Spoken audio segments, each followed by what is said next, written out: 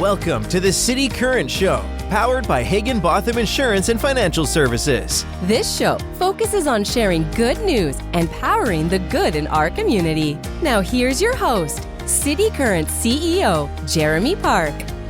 Welcome back to the City Current Show, powered by Higginbotham. I'm your host, Jeremy Park. We're always honored to bring you inspiring stories of individuals and organizations making a difference and powering the good. And we love talking about amazing things going on with technology, AI, cybersecurity, gaming, and so much more. That's why we're excited to have with us Melissa Aarskaug. She is Vice President of Gaming for GLI's technology arm, Bulletproof. She's also founder of the Executive Connect podcast. We have a lot of awesome conversations ahead, but Melissa, how are you doing? I am fantastic. So happy to be here with you today, Jeremy.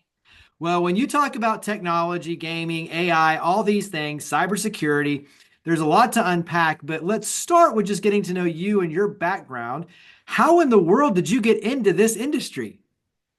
I love that question. It's my favorite question, Jeremy, because so much of my life has just happened by chance.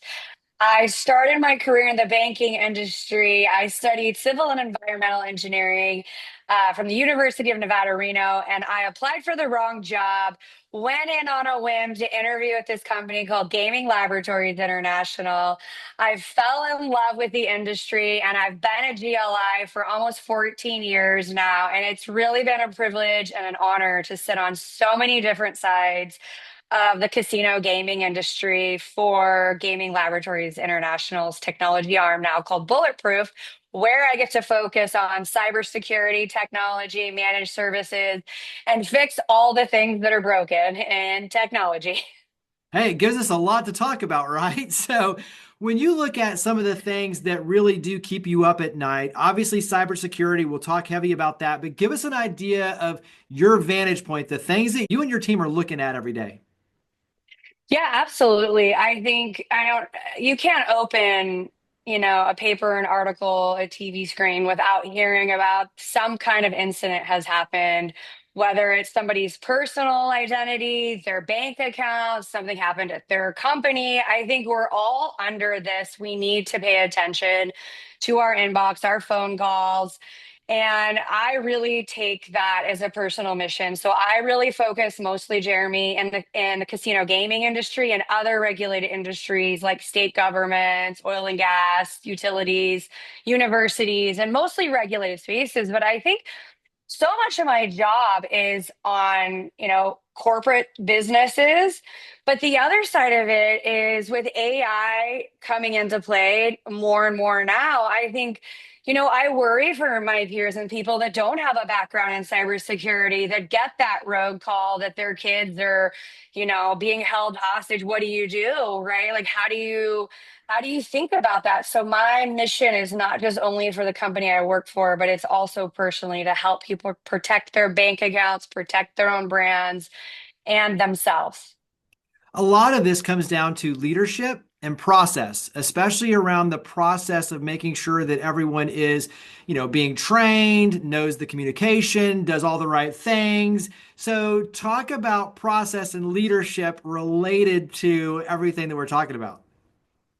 Yeah, absolutely. It's a top-down approach and it's really a culture. It's an attitude. I think everybody that has a job for a company, it's their responsibility to protect that company and that brand, whether it's a phone call, an email, or somebody asks questions about the company. You're the company's first line of defense, and the company is going to teach you and give you the tools from a cybersecurity e-learning perspective. But it's also your responsibility to question calls. Like, if you get a rogue email from your CEO, and oh, by the way, I've received those are called phishing emails. If you get one of those, to question, does our CEO normally send emails at 2 o'clock in the morning? Would he ask me to go buy 100, $50 Starbucks gift cards? We got to use some common sense when we get some of this stuff, but then look at the email addresses. Does it look like his signature? Does it look like him? Does it act like him? And really suss it out. Stay with your own emails and your own accounts. Like, I don't know about you, Jeremy, but I get calls all the time, every day, and texts about people, click here for your parking. Here's your Amazon gift card. And you just have to stop and say, does Like, I'm in Texas. Does the toll system have my phone? Do they normally send me text messages to pay a fine? So we have to start, taking some accountability, not only for our personal lives, but to protect our company as well.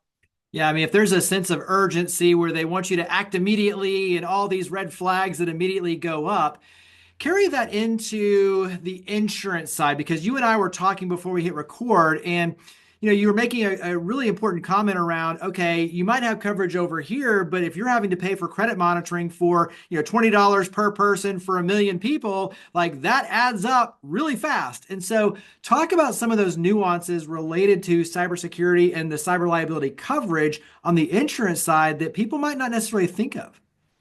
Yeah, absolutely. I think a lot of times, a lot of people are buying policies to protect themselves. Okay, we're just going to go out and buy a policy, but we have to remember this, the insurance companies, just like with our home and auto, right? They want to make sure the house is, it's not an old house. It has all the right pieces that they're insuring. Your car has a steering wheel, it's working properly. And same with the cyber policies, right? So the insurance companies are asking you in a questionnaire to give them information so they can assess risk, so they can properly get you the proper policy for what you're looking for. If you're not transparent with your insurance company and you don't give them the right information, if and when something does happen, they're going to reimburse you for what you put in that questionnaire. Now, if you put in the questionnaire that you are using a managed security services company, that you have done pen testing, that you have cybersecurity e-learning, and the insurance company asks for that information, you can't provide it to them.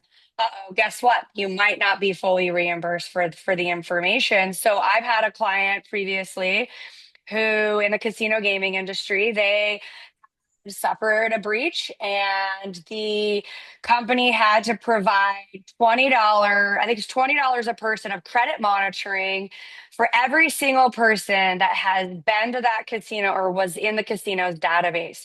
Now let's say it's 1 million people plus times $20. You can lose right away your reimbursement from the insurance company before you even fix anything that's broken. So I think we really need to look at the people, the processes, and what we have in place. A lot of times I see companies that are like, we're just going to staff up. We're going to put somebody in the cybersecurity seat, and that person isn't properly trained. They don't have the knowledge. And it becomes, it's risky. So these people are being dependent on to do a job that they're not even trained for, Jeremy, and they're not even prepared. And so I think we really need to take a step back and look at, corporately, what's the plan? What dollars do we have to throw at it? And then really get a plan together before we go get policies and technology and managed security services companies. When you mentioned AI before, you've got multi-factor authentication. There's a lot of things around that kind of play into this world. What's something that is, exciting as an opportunity, a proactive solution, or something that, when you talk about this world and something good that is, possible for the future ahead, what has your attention on that side?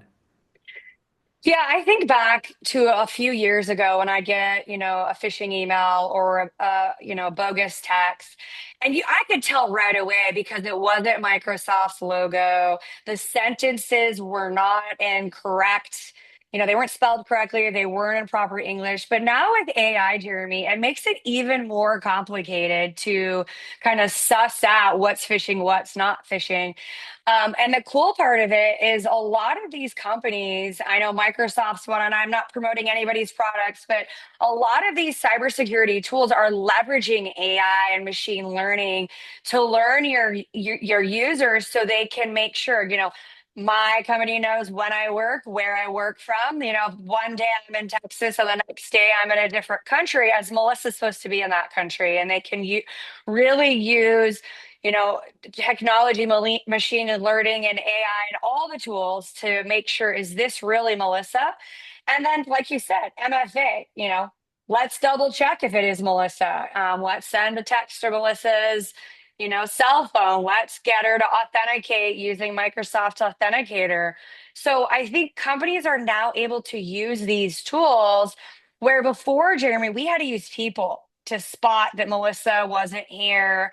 Now, while our IT department is sleeping, these tools can support that IT department. So the IT department can do what they need to focus on to drive our corporate strategy and business. Yeah, it was funny. Last night I even logged into something and all of a sudden, like my laptop pinged, my phone pinged, my everything pinged. Like, do you recognize this, this entry? And I was like, oh, that is me. But I mean, to your point, like, leveraging all this to just make it safer and better and be protected is awesome. And so talk about for you, before we switch over to talk about the podcast, one of your passions is STEM, getting girls, especially in STEM and technology. So talk about kind of that passion on your end and higher purpose. Yeah, absolutely. I feel like I would say since probably junior high, I've been heavily involved in giving forward and paying back. So I've served on a large number of nonprofit boards, and I spent a lot of my time educating and supporting younger girls in STEM. I'm on two boards in my industry, Global Gaming Women. I lead their Game Changer women's panel and the 40 under 40 in our industry. And the underlying with all of it is we're all better together. And the more we collaborate and work together, the better we are. I know when I was younger, starting in engineering, Jeremy, I didn't have a lot of female allies. I didn't have a lot of those mentors. And the older I got, when I got those mentors, they multiplied how fast I moved through the things that I set my mind to. And so my mission and my purpose is to build communities of people together so we can work together and support each other no matter what happens to us in our lives. Yeah, and all of that carries over into pouring knowledge out through the podcast as well. And so, talk about being founder of the Executive Connect podcast. Dive into the podcast. Yeah, absolutely. So the podcast it originally started as a joke where I said, man, I have so many smart friends. I need to get them all on the podcast and shoot all content that they know about. And that really just morphed into a few friends saying, pick a day, we're starting this podcast. And I'm the first to admit, Jeremy, at my first few podcasts, I'm like, okay, what am I asking? How do I sit still? Where are my eyes going? How do I keep my hands right? And we're finally to a point, Jeremy, where the podcast is like 50 to 75,000 views a month. And we're having a lot of really good success with that. Which is now, of course, Jeremy, my weekend job. So I do a lot of recording on the weekends, and so I really believe in the podcast. What it is, it's called Executive Connect, and it's just a different way of looking at leadership. So we do talk about AI. We talk about fear. We talk about imposter syndrome. We talked about mindfulness and setting goals and really all different facets of learning to be better and do better for not only our corporate jobs, for ourselves personally and our children's and our communities and our churches. So the goal is to pay it forward and hope. My prayer and my wish for every podcast I record is I just help and touch just one person and empower them to make a decision in their life or learn something new. You never can pick a favorite, especially when you're in the shoes of a host, but give me one recent guest or something that stands out to you when you think of a way that a guest has reframed your perspective or something that was an aha moment for you. So, in other words, what's something that you've recently learned from a guest?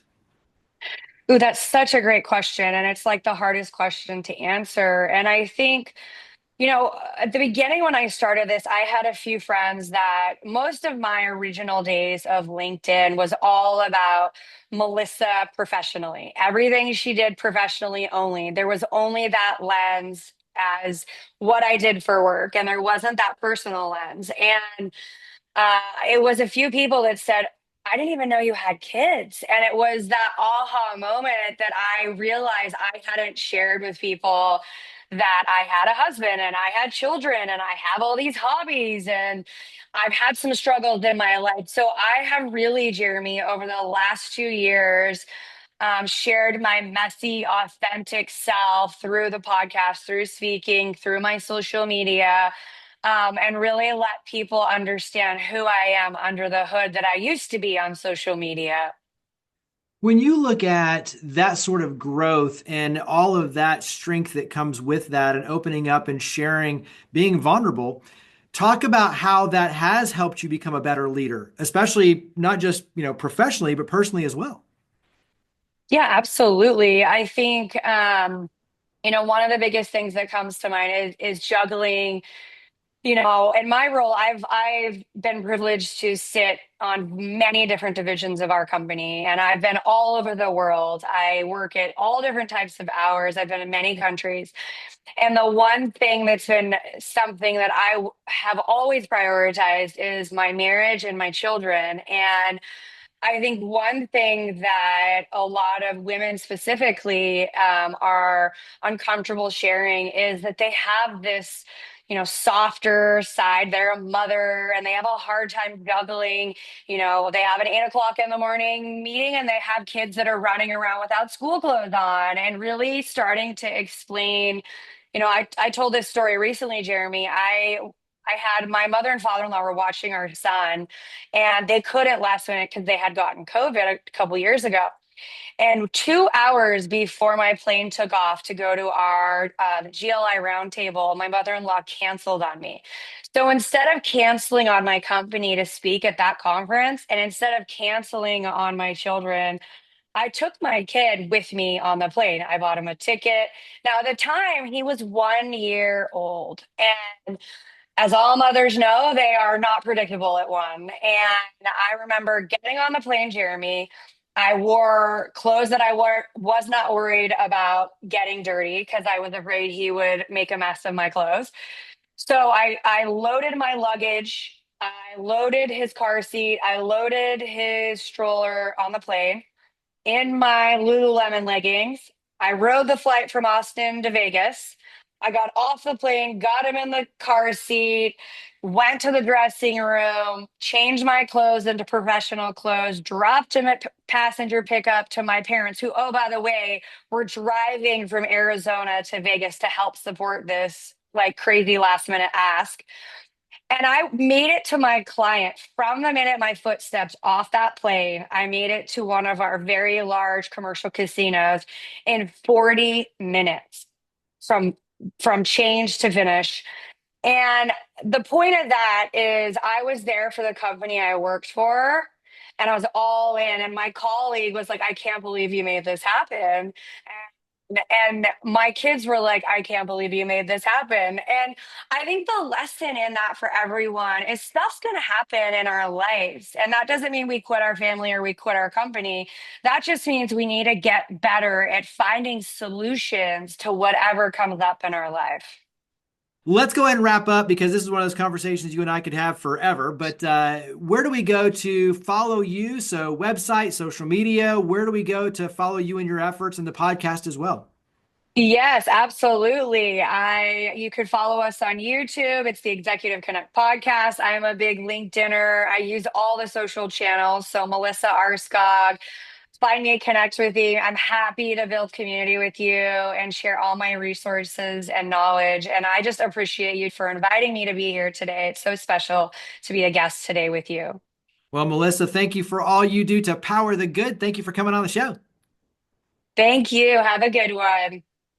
Higginbotham Insurance and Financial Services is proud to power the City Current Show. We're a people-first company that protects what matters most, the families, businesses, and trailblazers that keep our community going. As one of the nation's top independent insurance firms, Higginbotham is a single-source solution for business insurance, employee benefits, HR services, and personal insurance that's customized for you. We're here to serve you, the people you care about, and your community. Call 866-377-1959 or visit higginbotham.com.